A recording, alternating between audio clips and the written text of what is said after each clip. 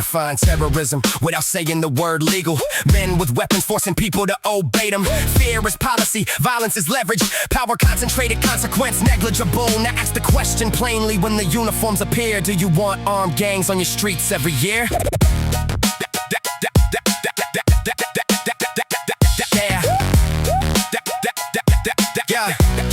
Yeah.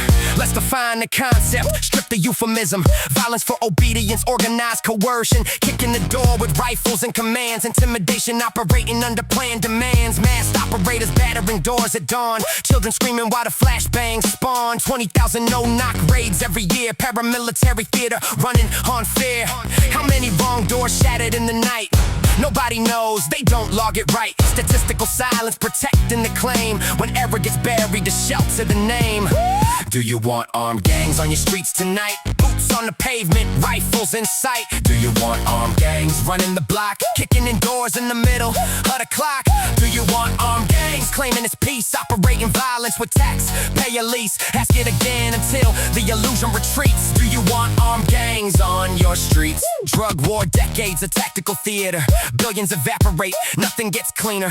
Black market pressure inflating the trade. Every prohibition expanding the blade. Cartels get richer while prisons expand. Supply and demand never follow commands. Yet every new failure demands more control. More armored patrols and a heavier toll. They say it's protection, they say it's defense, but the scoreboard's written in consequence. 40 years later, the pattern repeats. Violence multiplying down the same streets.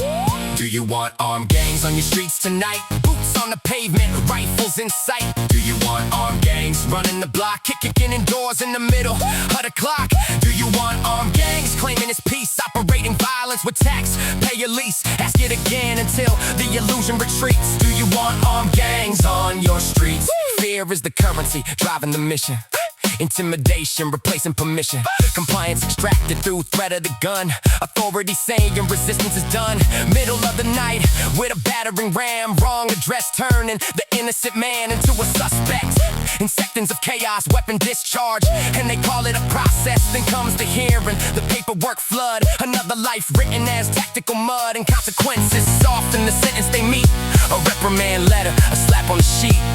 Picture the headline without the disguise. Armed group arrives and the civilian dies. They claim the violence prevented a threat, but evidence later says they misread. Imagine the same thing with no badge involved.